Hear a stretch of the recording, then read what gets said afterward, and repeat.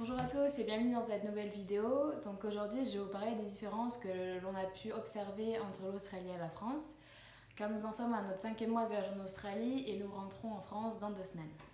Donc la première des différences qu'on a pu observer, ce sont les éponges qui servent à nettoyer la vaisselle tout simplement. En fait il y a 2 types d'éponges, donc je vous mettrai les photos là ou là. Donc il y a une éponge qui est rechargeable, donc on met du savon dans le manche et quand on fait la vaisselle, le savon qu'on n'a pas besoin de toutes les 5 minutes remettre du savon pour faire la vaisselle. Donc on a trouvé ça assez pratique et je pense même en acheter une pour le retour en France. Je sais pas si ça existe en France, peut-être, mais en tout cas c'est la première fois que j'en voyais. Ensuite il y a une autre éponge qui est celle-là assez étrange. En fait ils ont un rouleau de tissu jetable. Et donc c'est comme le sopalin en fait, ils détachent une feuille et ils s'en servent pendant quelques jours ou quelques semaines pour essuyer, pour laver la vaisselle. Mais je trouve pas que ça marche beaucoup parce que t'as pas double face comme dans l'éponge on va dire française. Donc ça nettoie pas beaucoup, en fait c'est comme du tissu, donc quand il y a quelque chose qui est accroché, il faut une autre éponge. Et je trouve pas ça très hygiénique. Disons que quand tu nettoies la table, quand il y a des saletés, etc., ou de plusieurs jours d'utilisation, les saletés elles restent incrustées dans l'éponge, t'as beau le passer sous l'eau, ça part pas, ou alors ça part difficilement. Alors qu'avec une éponge classique, tu passes sous l'eau et puis les saletés elles s'en vont et tu peux la réutiliser et elle est propre. Alors que là, le tissu, il reste sale, il prend une couleur grise à force de d'essuyer, etc. Je trouve qu'une éponge classique dure plus longtemps que leur papier, leur sopalin qui va sous l'eau, quoi. En fait, j'appelle comme ça. Parce que je trouve pas ça très efficace. Après, ils ont des éponges classiques comme en France, mais dans la plupart des maisons où je suis allée, des hôtels, etc., ils proposaient toujours des petits carrés d'éponges comme ça. Donc peut-être que ça leur revient moins cher. L'autre différence, ce sont les portes des maisons et des voitures que les Australiens laissent ouvertes tout le temps. Donc la maison, quand ils s'en vont en vacances ou quand ils s'en vont faire les courses ou je ne sais où, ils laissent tout le temps la maison ouverte, ou du moins dans la campagne. Parce qu'on a fait beaucoup de woofing, donc si vous ne savez pas ce que c'est, je vous mets la vidéo dans le petit i. Et en fait, donc, on est souvent dans la campagne, donc je me dis, est-ce que c'est quelque chose que font les gens dans la campagne, vu qu'ils n'ont pas forcément beaucoup de voisins, beaucoup de passages, etc.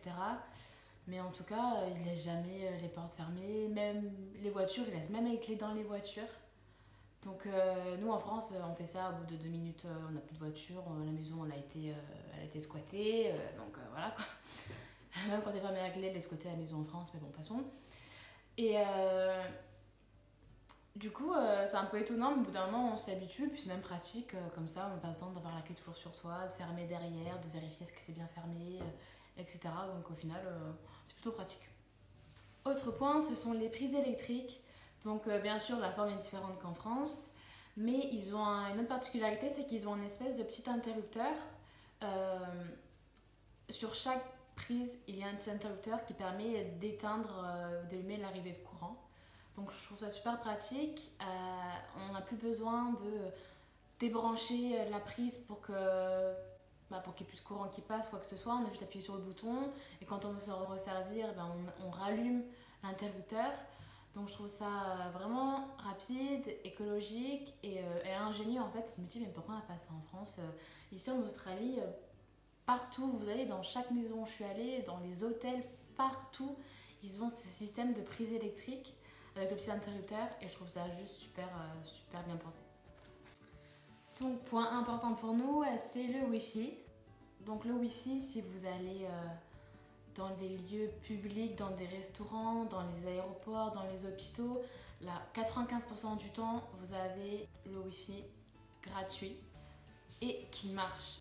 Parce qu'en France, des fois, vous avez Wi-Fi gratuit, vous connectez et le truc, en fait, il marche pas quoi. Ça capte pas, vous pouvez rien télécharger, vous pouvez rien regarder. Donc ça sert à rien quoi, autant proposer du wifi que d'en avoir un de mauvaise qualité. Et par exemple, on a pris l'avion, donc on a pris la compagnie Qantas, qui est la compagnie australienne, c'est un peu comme Air France. Et dedans, vous avez le wifi dans l'avion.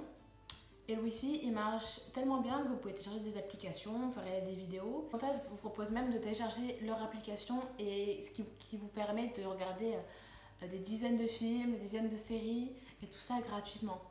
Donc même dans leurs avions, ils ont plus de Wi-Fi que nous dans certains de nos restaurants, dans les bars quoi. Donc je trouve ça juste top.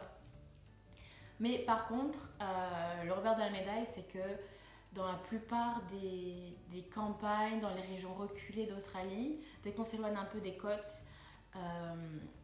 le Wi-Fi est peut-être limité. C'est-à-dire que les gens ont des abonnements et ont un certain nombre de data qui leur est attribué. Donc après, ils choisissent en fonction de leur budget. Je pense qu'ils peuvent tous aller jusqu'au data illimité, mais je pense que ça coûte très cher parce que dans la plupart des woofing, dans la plupart des familles où on est allé qui étaient en campagne, ils n'avaient pas l'option Wi-Fi illimité, ils avaient genre 30-40 gigas pour le mois. C'est le paradoxe entre dans certaines régions d'Australie, t'as pratiquement pas de Wi-Fi et dans d'autres, t'as Wi-Fi illimité partout et gratuit. Donc c'est un peu un paradoxe, mais voilà. En dehors des villes, et même dans certaines villes, les Australiens ont ce qu'on appelle des tank water. Donc ce sont des énormes tanks de je sais pas combien de milliers de litres et qui récupèrent l'eau de pluie et avec un filtre la transforment en eau potable dont ils se servent dans la vie de tous les jours pour se doucher, pour faire la vaisselle, etc. Et dans la plupart des villes ou des coins reculés d'Australie, il n'y a pas l'eau courante. C'est tellement grand l'Australie que c'est impossible d'avoir l'eau courante partout, quoi. Et en dehors des villes, du coup, ils ont tous un tank qui récupère l'eau de pluie et qui leur permet d'être autosuffisants pendant X mois selon la capacité de leur tank et selon la pluie. Donc s'il pleut, leur tank est rempli, donc ils ont de l'eau ad vitam aeternam, mais si jamais il y a de la sécheresse pendant plusieurs mois, voire un an, là ils n'ont plus d'eau et soit ils doivent en acheter, soit je sais pas comment ils font. Mais l'eau c'est super rare en Australie, donc il faut y faire super attention et ils ont tous des tank water. Chose que nous en France on n'a pas, dans la ville où ils sont reliés à l'eau courante. Aussi, ils ont partout, ils ont des toilettes publiques et de l'eau potable à disposition. Donc partout où on a pu aller, que ce soit dans les parcs, dans les villes, quand on se baladait, même dans des coins paumés, à la plage, on allait à une plage vraiment perdue, et ben vous avez des toilettes publiques. Il y a vraiment des toilettes publiques de partout, qu'il ce soit des toilettes sèches, des toilettes avec de l'eau, quoi que ce soit, il y a vraiment des toilettes partout et ils sont 90% propres. Il n'y a pas forcément tout le temps du savon, mais quand même assez souvent, je trouve, par rapport en France. Et c'est quand même c'est propre, c'est entretenu, il y a tous les jours quelqu'un qui vient s'en occuper. Et il y a aussi de l'eau potable, donc vous avez devant les toilettes ou dans tous les parcs, vous avez des fontaines où vous pouvez boire ou remplir votre bouteille. Mais il y a vraiment ça partout en Australie. Alors qu'en France, il y en a dans les parcs, mais sinon, dans la ville, quand vous vous baladez, vous n'allez pas voir un distributeur d'eau gratuit ou des toilettes publiques gratuites et propres. Parce que ça, en France, on a de l'eau, mais par contre, les toilettes publiques ou de l'eau potable, ça, on ne propose pas. Il faut aller dans un restaurant pour aller aux toilettes, il faut prendre un café au bar pour pouvoir aller aux toilettes. Alors qu'en Australie, je pense même qu'en Australie, même si vous ne payez pas un verre au bar ou si vous ne mangez pas au restaurant, vous pouvez quand même aller dans leurs toilettes. Je pense qu'ils ne vous embêteront pas, ils sont assez cool. Alors qu'en France, tu te fais dégager, quoi. C'est pas possible. Donc ça, c'est vraiment quelque chose que je trouve super bien et super accueillant, quoi. Enfin, je veux dire, boire et aller aux toilettes, c'est quand même des besoins naturels des êtres humains. Donc je trouve ça quand même bien d'avoir ça à disposition partout où vous allez, quoi. Le point qui nous a choqué, c'est que quand vous faites des vols internes en Australie, ils ne vous demandent jamais votre carte d'identité, votre passeport.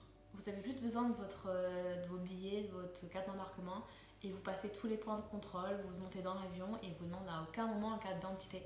Alors qu'en France, ils vous demandent ça, tous les pas que vous faites, ils vous demandent vos cartes d'identité. Alors que là, on était là, genre, on l'a montré, genre, vous voulez pas une carte d'identité Ils en ont rien à faire, quoi.